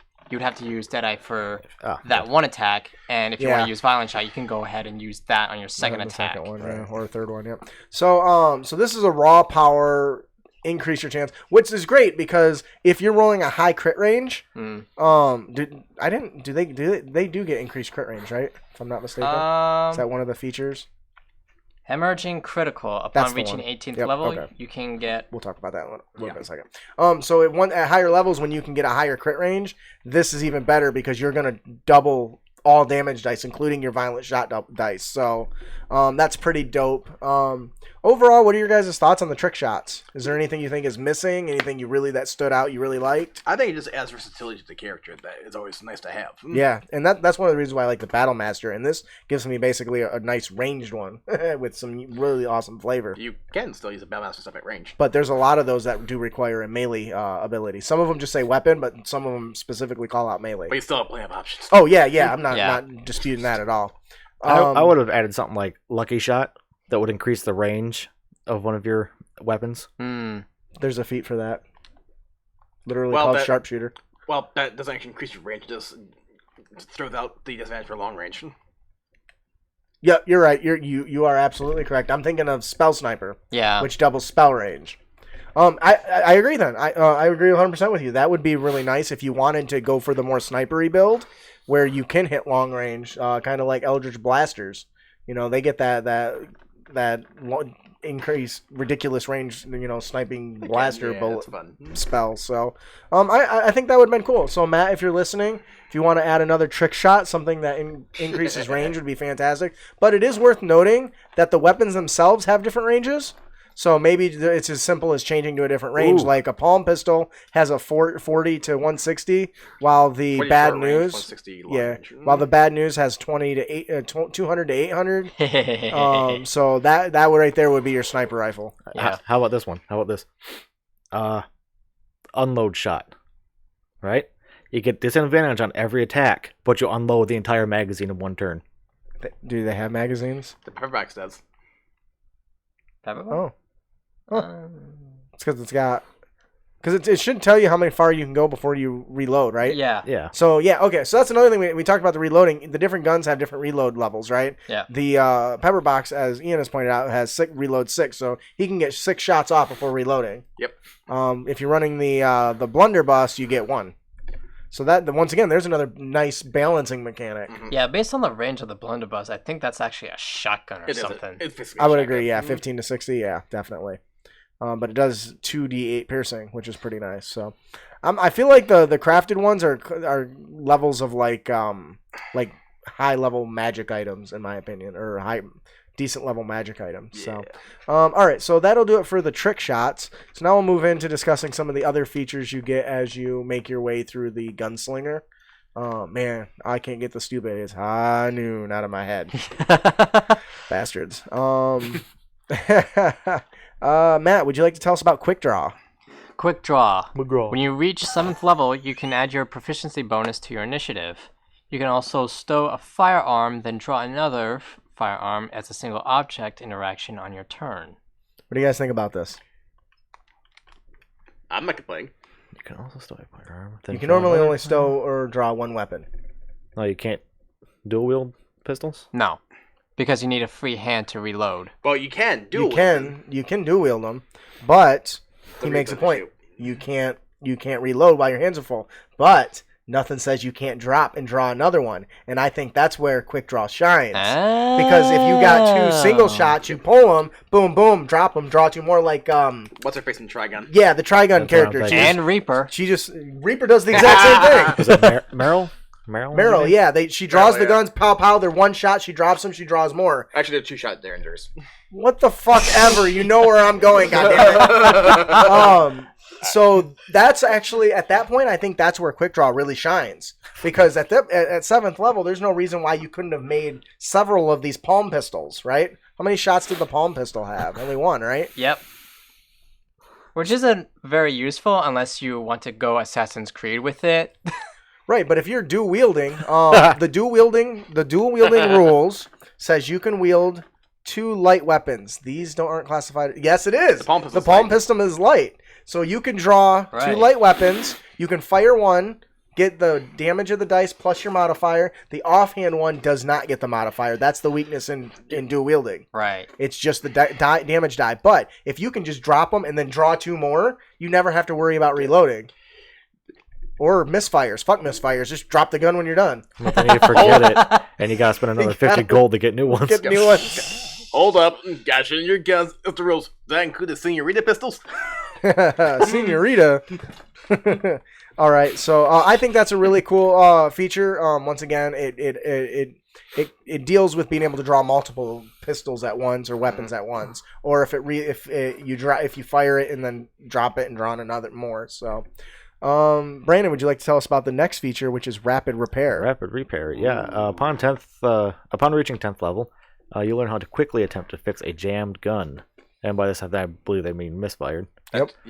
Yeah, and you can spend a grit point to attempt to repair a misfired but not broken firearm as a bonus action. So, what causes a broken? If you Fail if you fail the fixing. Okay, during the misfiring. Yeah. Okay. So this is interesting. So now you can do this as a bonus action as opposed to a standard or a regular action. Right. Which is huge because doing it as a regular action is a loss of action economy, right? Right. Instead of taking action, excuse the pun, shooting, you are wasting your time trying to fix your shit. Once again, I'd be coming back to the palm pistol bastard and just whatever, drop it and get new ones. We're about fixing them later. That's what pirates did. Yeah, that's how they did it. So I really like this. I kind of I kind of envision him upgrading from like a cloth and a stick down the barrel to like a squeegee, like for cleaning bottles. Like running and come on, get in there. You know, that's kind of what I envision for this. Or if you really want to get fancy, somebody like because we're following kind of the trick shot stuff. He's like spinning his gun with one finger and like polishing and cleaning it as it's like rotating at a high speed or something stupid like that. Right. Do you guys have any flavor to touch on rapid repair? Or Nope. No. Power shield torpedo there, Brandon. Ian, would you like to tell us about lightning reload? Well, lightning reload's pretty straightforward. At 15th level, you can reload any firearm as a bonus action. Yep. That's pretty dope. Yep. Because reloading once again takes a Action. Or an attack action. Oh yeah, so That's he allows you to do it if you've got multiple attacks. You can reload in the middle of your attack. Yeah. Instead of wasting your attack action. So at higher levels, when you get 2 or 3 attacks, you can shoot, reload, shoot again if you've got 3 attacks. Pretty much. As opposed to now you can do it as a bonus action. Yep. Which, if you don't know, bonus actions can happen in between regular actions. Great. Now thinking about the Kitsurugi from Fate Zero. I haven't seen that yet. You should, but I know. I've got the cool figure from it. well, like short version, he is a mage. But he's not a traditional mage because he has absolutely no problem using firearms. Okay. I'm a fan of him already. Yep. Um, Which actually led to a lot of humorous instances here and there throughout the show, but Right. you get the idea. yeah, it's actually on my to-watch list. So how do you guys see the lightning reloading working? I have something in mind, but I want to hear what you guys think. It's a good point for you to in terms of character growth. It's a good point in your character's leveling for you to master the art of reloading your weapon later on in the campaign. How do you see that? How would you role play that out if you were doing it? Would you just say I reload fast, or would you describe I'd say it in a unique way? you've mastered the trick of being able to reload your weapon faster than normal. Or Let me give you an example. Oh, Maybe jeez. that'll help. Have you guys seen Lara Croft? How does she reload her guns? No, I have not.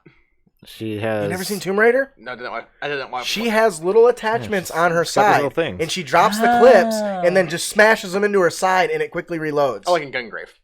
Does Gungrave do that too? Yeah. Oh, well, I didn't know that. But she has a tool where when her stuff's empty, she just drops the ammunition and has a Magazines. mechanism. Well, I was trying to leave it vague for this as opposed to just the magazines, but yes. She drops the magazines, and are they on her sides or on her back? I don't They're on remember. her back. It's And she pulls it's her a arms mechanism around that and comes just off her slides. backpack. Yeah, she just slides them in, and they reload. Click, and she's ready to go.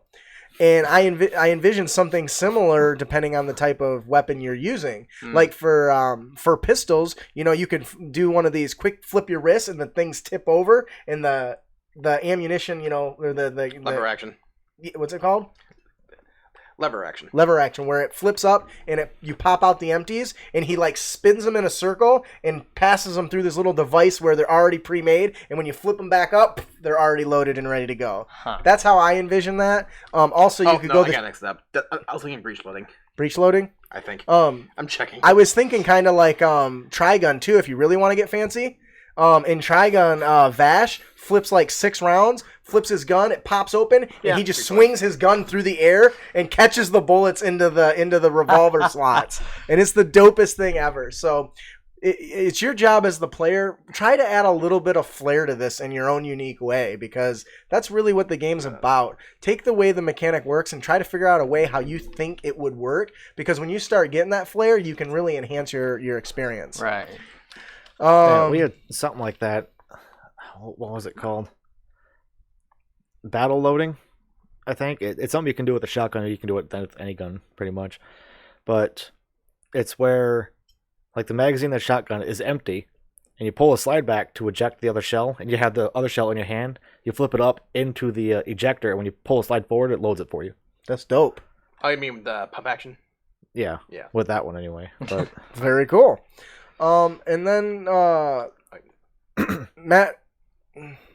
Oh, tactical loading. Okay. Matt, do you want to tell us about the next feature, Vicious Intent? Ooh, Vicious Intent. At 18th level, when your firearm attacks score a critical hit on a roll of 19 or 20, and you regain a grit point on a roll of 19 or 20 on a d20 attack roll with firearm. So we're extending our crit range now. And you're getting grit back. And grit range. So once again, this is a really cool. This is showing the growth of your character and how efficient they're becoming. Essentially, an increased crit range means an increased accuracy, right? You're more likely to hit a vital location and do more critical damage. Yeah, and this is the archetype feature I was mentioning earlier that Matt Mercer had to tweak early on in the show of Campaign 1. Because it was overpowered. It was 18 before, wasn't it? Yeah, it was like 18 or 19 range at the time. And when you get advantage with like Deadeye, those numbers will come up a lot. Yeah. Statistically, what 15 is it 15%, 18, 19 and 20? 15, 20%. 15%. So that's and with advantage, that's significantly high. That probably brings it into 25, 30%. For 19, 20, it's a 10% chance of hitting it. And you're right, 18 is so 15%. Yep. And I think the advantage increase the odds of you rolling higher by 20%. Something like that. Yeah. So it really is a show of the progression of the character and their accuracy and their lethality of wielding this firearm. So, have you had one recently, or you? Oh, did you just do one? I didn't know. Okay, Ian. So that's pretty cool. And Ian, would you like to tell us about the last feature you get? Hemorrhaging critical. Sorry. Last but not least, at level 18, you get hemorrhaging critical. Wherever you score a critical hit on an attack with a firearm, the attack additionally suffers half of the damage from the attack at the end of its next turn. That's pretty cool. So basically, you make your damage rolls, and then you additionally add half of that to your initial damage. You're like shooting them, and then on their turn, they're like, "Oh, my eye!" That's kind of like a delayed reaction that happens after the effect, right? Right. That's interesting. I like the old spray from samurai movies. Who? What? Like the old blood spray from samurai movies. Yeah, where you cut them and then it looks at everyone in slow motion. Then the blood squirts out. Side note, I forget which movie it was, but the original movie where it happened, it was by complete accident. Oh yeah. With the props. Oh no. But they're like, you know what? We're just gonna run with it. It looks cool. That's horrible. This is a really cool one. I like that you get your normal damage, but they get this extra bonus damage at a slower rate. Now, there's a risk that comes with this. If the creature happens to die before its turn, you've lost kind of the investment you've made. Yeah, but that means you did hit out the crit attack in the first place, so... It's true. Yeah. But, that's actually where I wanted to get with it, is if you crit, though, that increases the hemorrhaging damage. Mm-hmm. Right? Yeah. So even though it's half damage, it's half the critical. So those kind of feed off each other, which is pretty cool. Pretty much. That'd be great if you just know that they're so low on health, you hit them and they're not dead, and you know they're gonna die next turn, you just holster your gun and you walk away. You do the freaking Iron Man walk away from the tank thing. Yes. Where he shoots the Yes. and then he just walks away. Dun-dun.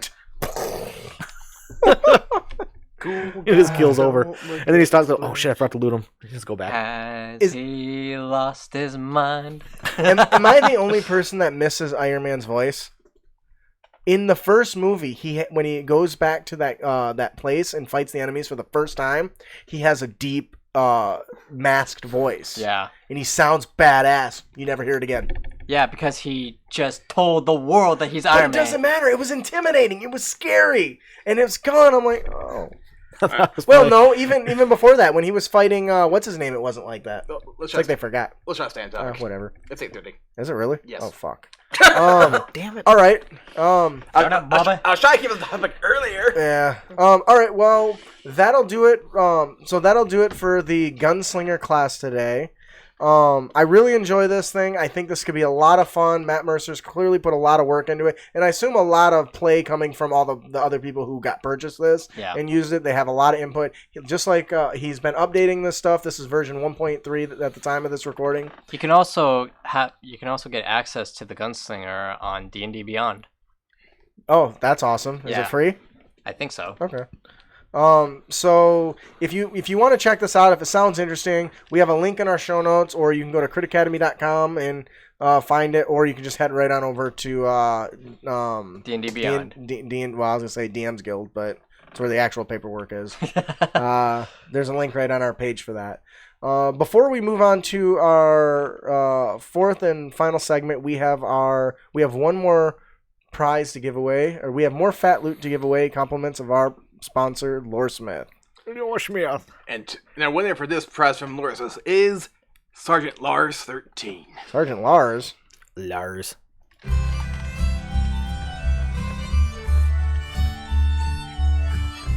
Those are bagpipes, by the way. Oh, are there? I figured that out. They are. I agree. I was way off.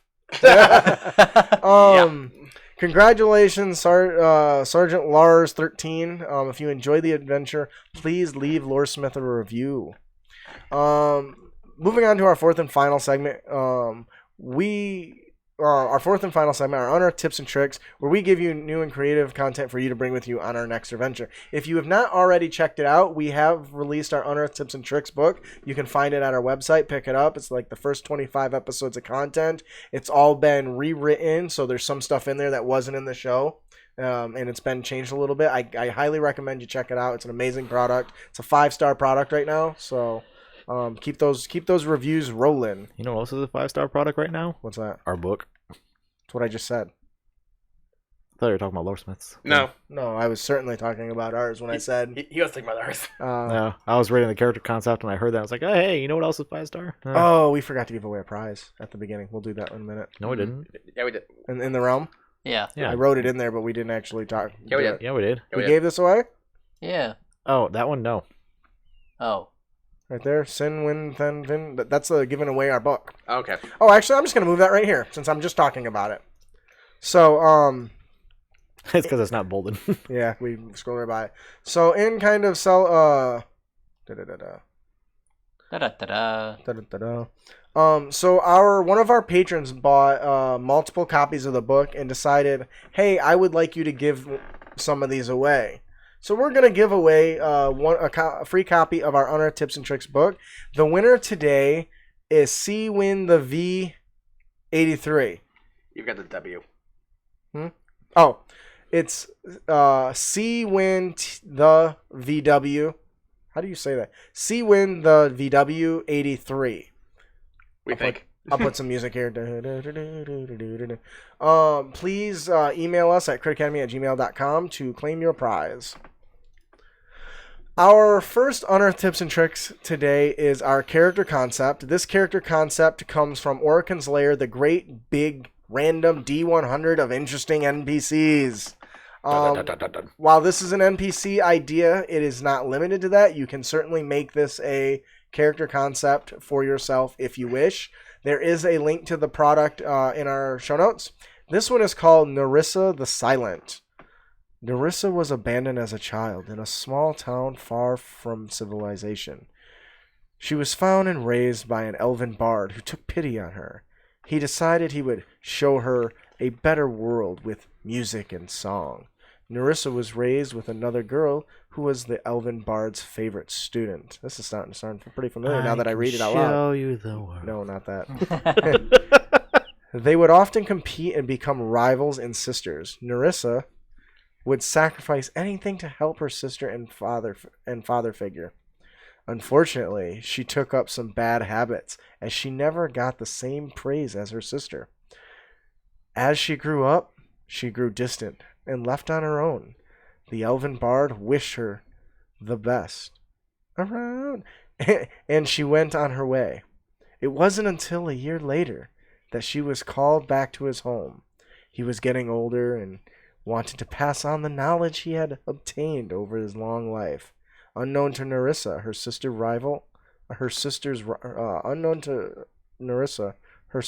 or rival was extremely jealous, and her pure, honest relationship with her master, honest relationship with her master, and plotted to eliminate her. This backfired, and the old elf died as a result. This forced Nerissa to kill her own sister and leave her life behind.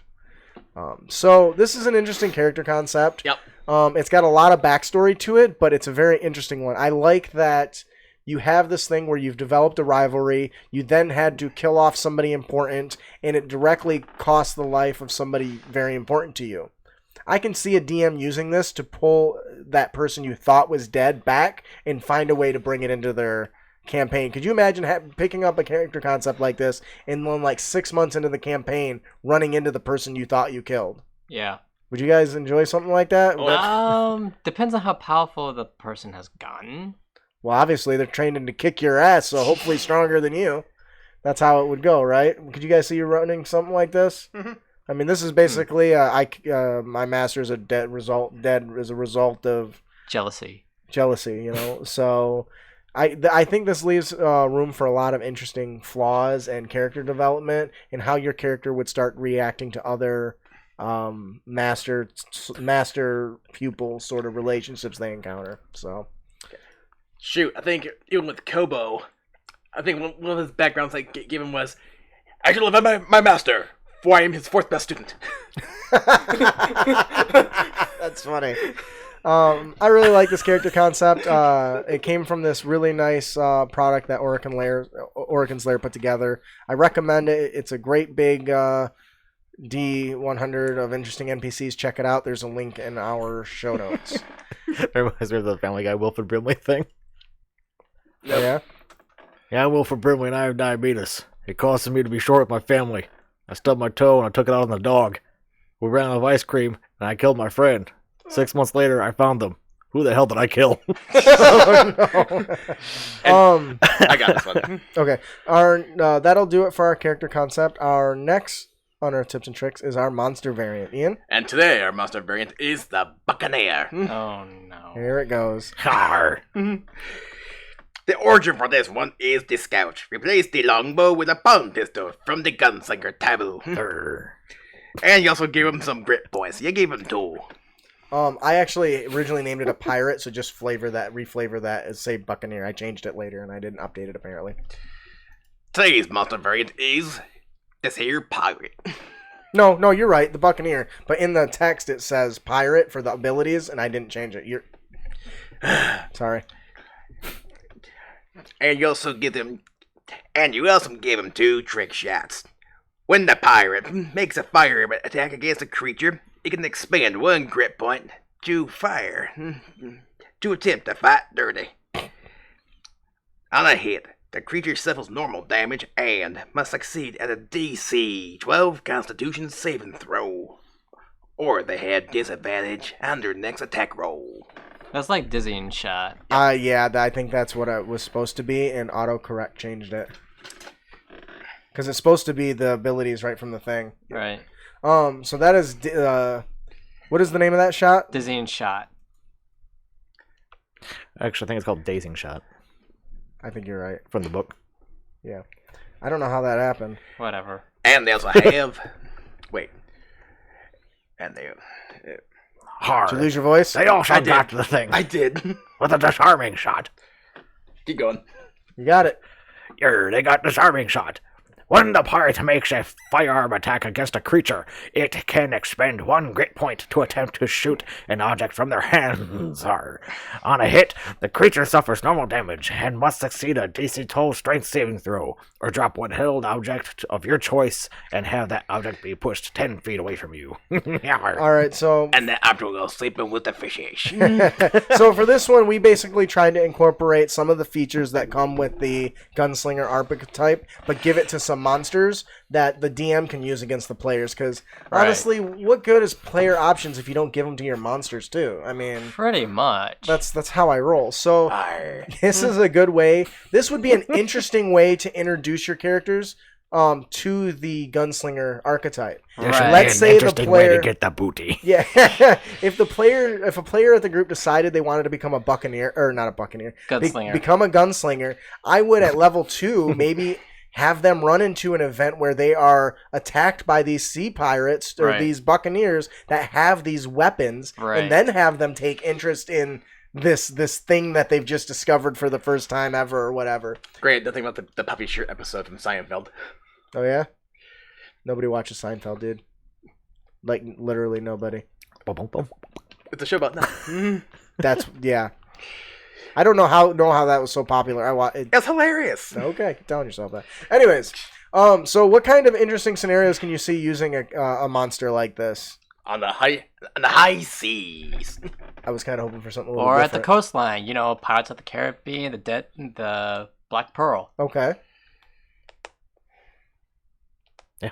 We're waiting on you, man. Said yeah. A washed up pirate who used to be a pirate and now he's a fisherman and people are onto him. I think a good time to introduce another good time to introduce this is when the adventurers are leaving an area where they've captured treasure. Ah. Have them show up as bandits, and maybe they actually have them mapped to where the heroes are at. They're here for this treasure, but the heroes already got it, so maybe they jump them.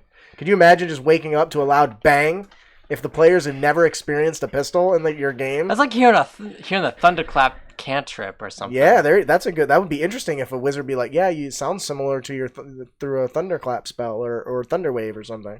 And that would be the wizard's arrogance, or Just automatically assuming he knows what's going on, right? Yeah. They get the treasure, they find it, they're like, okay, let's go out here in the woods. We're gonna camp for the night. It's late. As they're sleeping, they hear, "Where's me booty?" or worse, for the encounter, they're in a damp sea cave, which is a classic. Right. I'm a big fan of those. I really like this because it's both of the abilities are all utility. I picked 2 of the utility abilities, the Dazing Shot and the Disarming, because when was the last time a player's been disarmed? Never. Without being dead. The whipping name. I can't believe you posted that. Did you see that? I Yeah. found a picture of a guy doing it. The video. You have no idea And how you're like, the excited I whipping was. name is real. I opened that and went, oh my god. I was in a meeting when I found that, and I was getting giddy, and my boss walks up to me after. He's like, what's wrong with you? I was like, it exists! He's like, what are you talking about? I was like, you wouldn't understand, but they made fun of me for it, but it's a thing. For those of you that are just joining us, the Whip and Nene was a character type, or a character concept, where we talked about somebody using a whip and a rapier, and dual wielding them. And Troy didn't send in a name, so I just called it the Whip and Nene, as in the whip and then thrusting. But apparently nobody likes that name, but whatever. Because no one likes that song. Yeah. Now watch Just me watch me whip. And watch me Nene. You see a picture of Red from the 70s show saying, watch me put a boot up your ass. That'll do it for our monster variant, the Buccaneer. Do you guys want me to just go through these so we can get through them quicker? Yes. Since we're running out of time. Our encounter of the podcast is The Nesting Doll by Troy Z. This is our buddy Troy and our patron. The Nesting Doll by patron Troy Z. I once played a game where you encounter a mercenary woman named Matyashka. It's the Russian name for the nesting dolls. Mardushka. Is that how you say it? Is that right? Matryoshka. whatever. I don't care. I don't speak Matrushka. Russian. I can only do crappy accents. The players encounter and defeat her or kill her or however you want to do it. Then when you get to the next zone or area or thing you're doing, there she is again. So take her out again, and you end up encountering this woman about 9 times across all the zones. And finally, at the end of the chapter, you learn that she's a mutant that comes back to life each time she dies, blah, blah, blah. What's interesting is that this is a way to introduce a reoccurring villain and have a reason why they're reoccurring after they killed him. Not just the traditional, they got away type of thing, but can you imagine if you guys fought fucking like, let's say The Rock, and then you saw him again, but he was a little bit smaller. And you killed him again, he come back, he's a little bit smaller. You kill it, he's like shrinking. Next time he went from a Goliath down to like halfling size. You know? And on his last life, he's like, I'm gonna kick your ass. And he's coming back, and the only way that he can like grow bigger is he has to achieve some sort of goal involving the people that have like killed him or something. Right. I mean, I give him this short, but there was one time where we kind of experienced the opposite of this within Gamma World, where we found this one rat, we killed it. It came back essentially as a dire rat. We killed it again. It came back again as a were rat. We killed it again. Then it came back a few seconds later as a cybernetic were rat. That is dope as hell. Cybernetic were rats. Boy, and we kept them like killing it very anticlimactically each time too. It's hilarious. So I think this is an interesting concept, and I think something like this could be fun. I probably would never use it more than once. I thought the Geneva Convention banned that, man. Yeah. I'm sorry. So I really like this concept. I probably would never use it more than once, but I think it's really interesting. What do you guys think? I'm holding my breath. Matt, you got any thoughts on something that's like what I this? think. How would you feel if you ran into something like this? It would be annoying, to be honest, unless someone makes.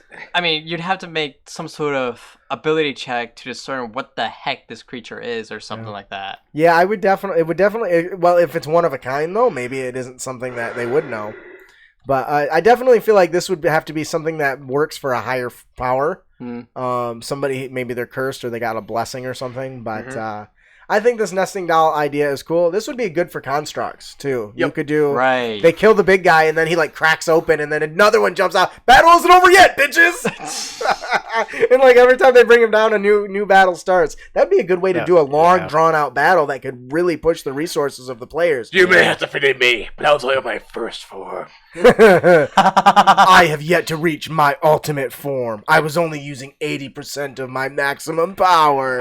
Guys, that boss was like building size, but now he's human size. We're so screwed. It would be a great thing is that you just keep killing her, and once she gets small enough, you just put her away so she can't bother you anymore. That's funny. Or put her in a cubic acid. Oh, nice. All right, so that'll do it for our encounter in the podcast, the nesting doll. Thank you, Troy, for your submission. Our magic item today is... I'm going to have you do that because you got the the awesome voice of Deckard. Fuck you too. Karama. That's a lot, though. See, he gets the reference. 10 points to you. Blow it up just a little bit. Are you getting really old, bro? Yeah. Mom's eyes are bad, my eyes are bad. Today's magic item is called the Rose Whip. It is a whip, and it's very rare. And nay. No! Oh, No. God. I want to die again. Like the nesting doll.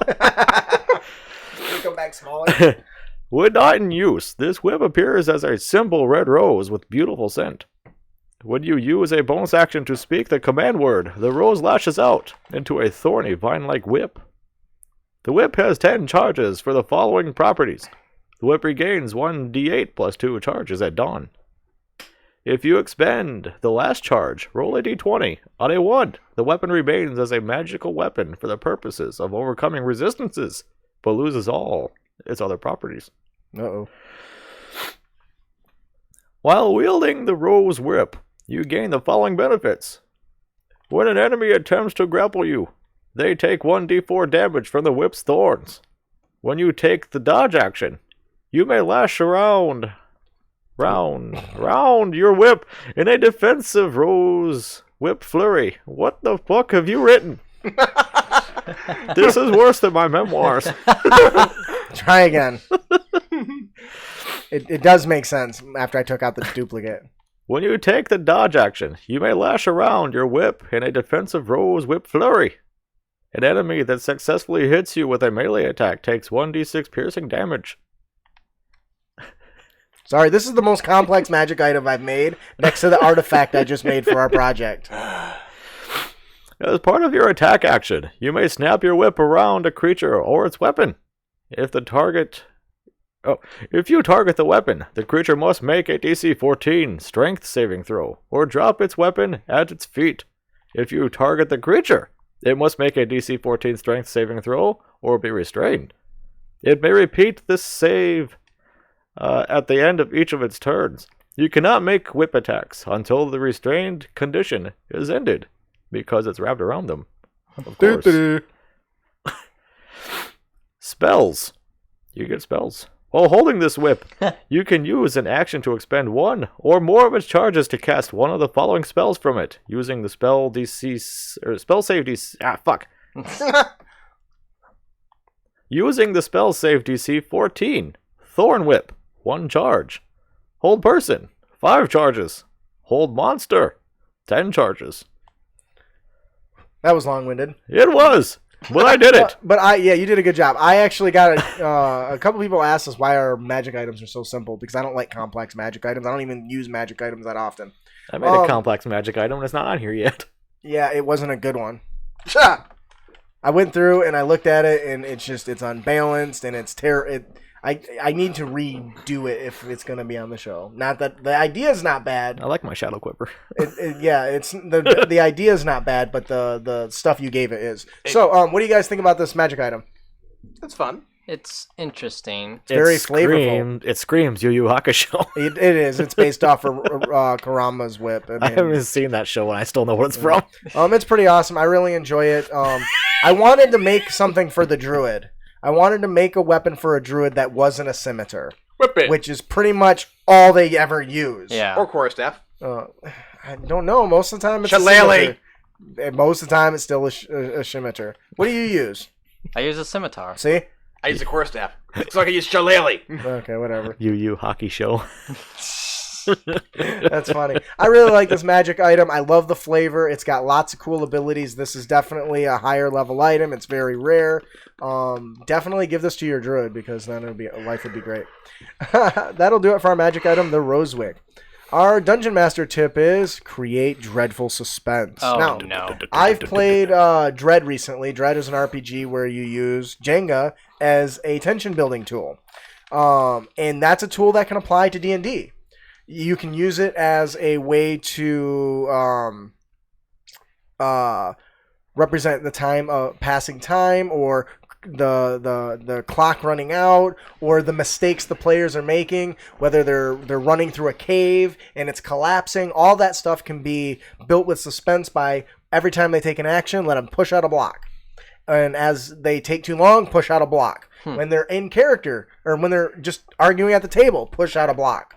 And as you do, if you tell them as soon as it falls, you lose. You will fail. Whether that means death, whether that means the collapse of an entire castle, the exploding of a volcano that they couldn't prevent. All those different things. Really, building tension can be hard to do in D&D, unless you're Matt Mercer. Then it's super easy.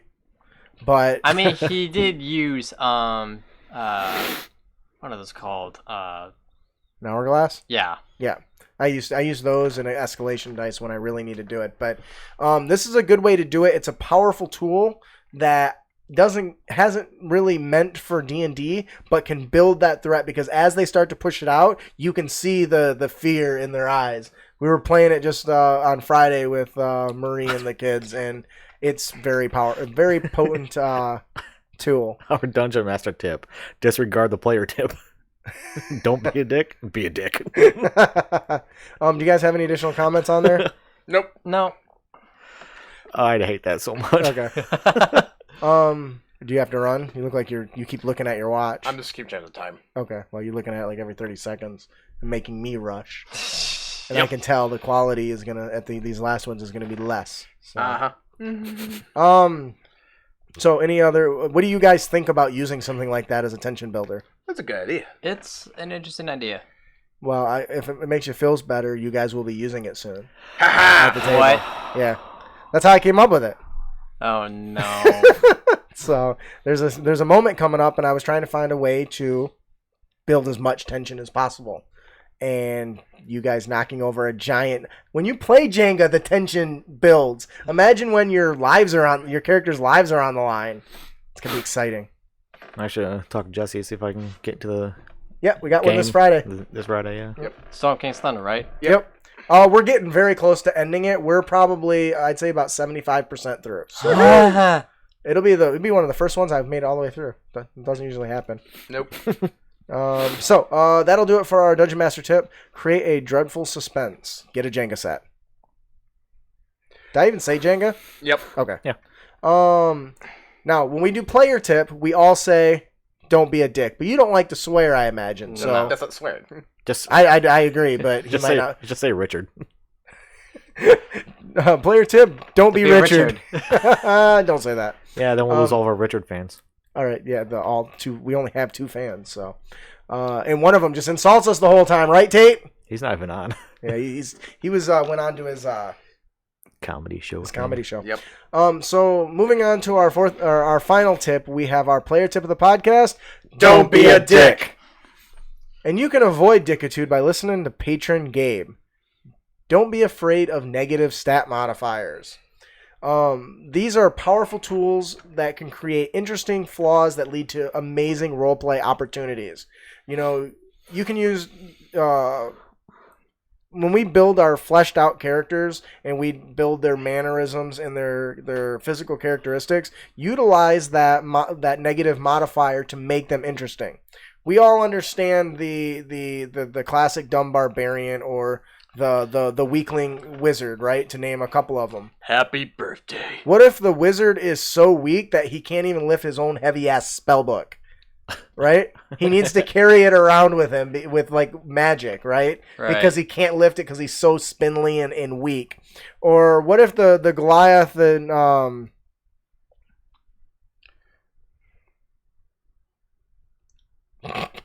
I just realized what that said. I forgot what it said. And because of the nature of that, I think that's hilarious. But what if the barbarian that is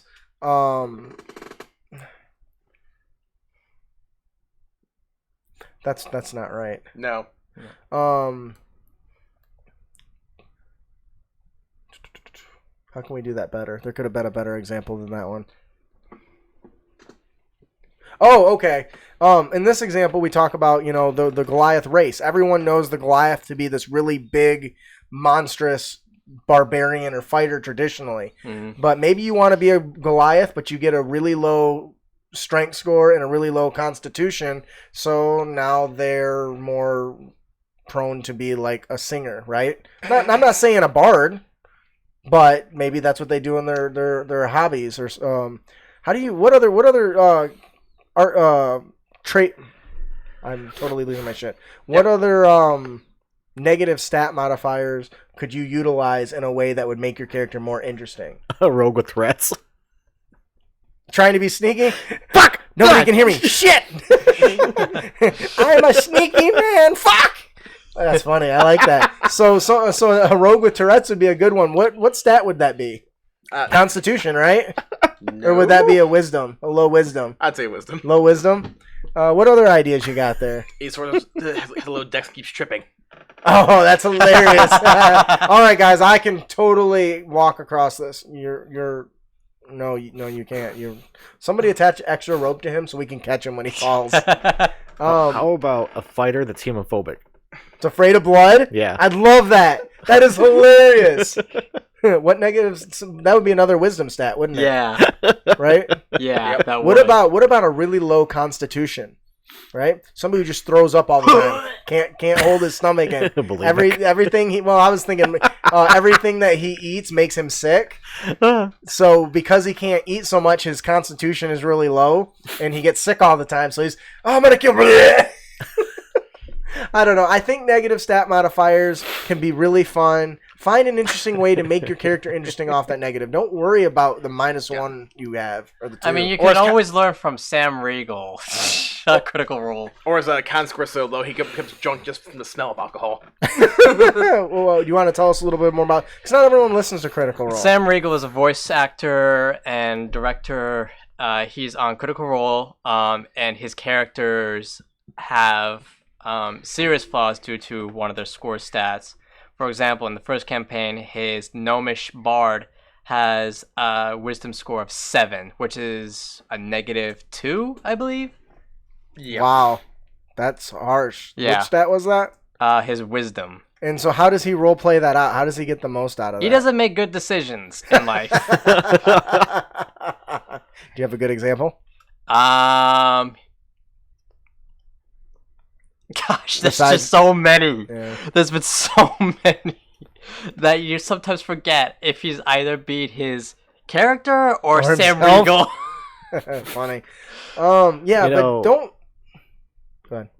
What I thought was funny is this is a disease a person has. I can't remember what it's called.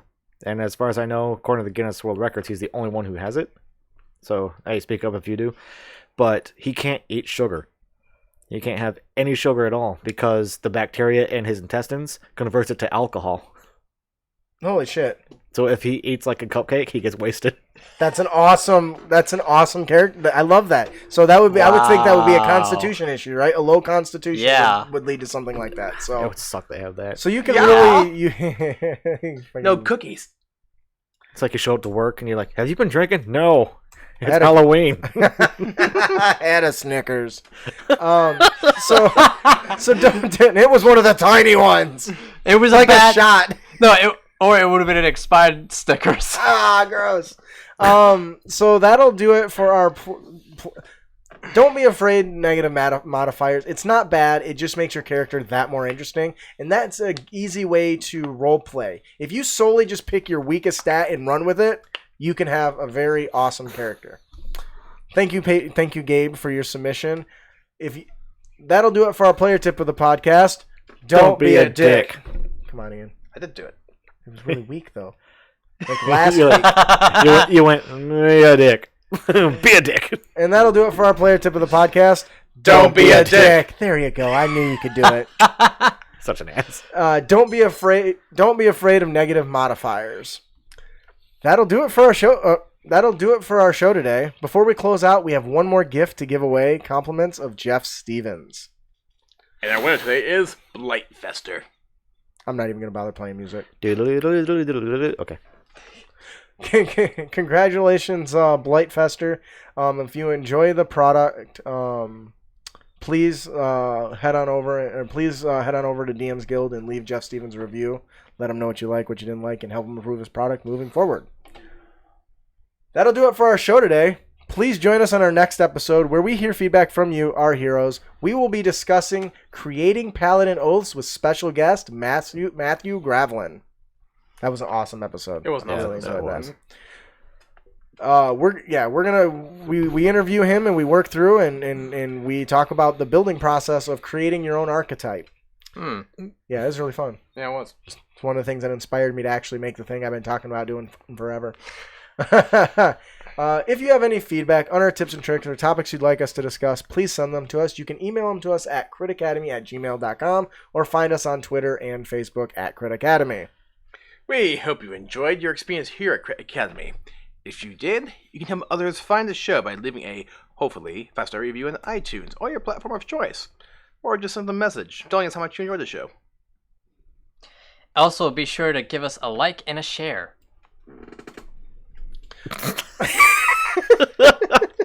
Wow. Would you do that again? Huh?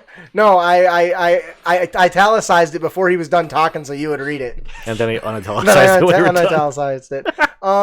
Yeah, if you like our show and you want to support us, you can support us for as little as $1 a month. We release 8 hours of content every month. We release 6 to 8 hours of content every single month. You can head on over to Patreon to support us for less than a cup of coffee. If you become a $3 patron, you can join our show live and watch us on video stream and also watch all the previous ones we made, which is pretty cool. You can also support our show by purchasing our book, our Honor Tips and Tricks book. Leave a review if you do; they really help us.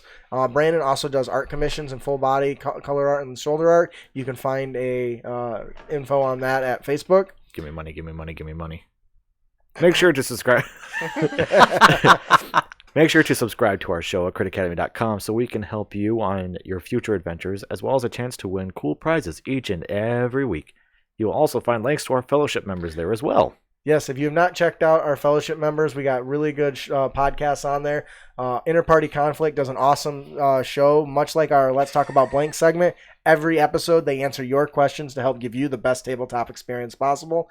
As well as you can check out D&D Character Lab. Every week, these guys build very interesting characters, and like real-life bards, they verbally duke it out and argue and defend whose baby is better. It's awesome. And of course, we have a new podcast who has joined our Crit Nation Fellowship called the Brute Force and Ignorance Show, or Brute Force and Ignorance. They are an awesome group of guys doing an actual play. It's really fun to listen to. Check it out. Dan West and Jake do a fantastic job. Go and find them. You'll see a link on our fellowship member area. I am your host, Justin. And I'm your guest, Matthew. Thanks for listening. We have other guests, so you got to wait a second. Or we got other hosts, so try again. I'm your host, Justin. I'm your guest, Matthew.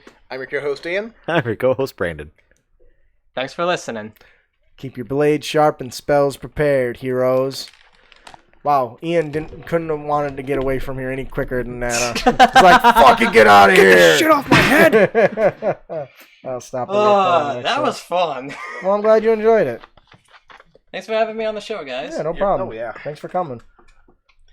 Hey, that's one of our shticks. biggest What am I thinking? I have no idea. If I knew what you were thinking, I would One of our not biggest be... hits for people listening is when we have guests. Mm-hmm. Well, usually our guests are popular. Are you popular? No.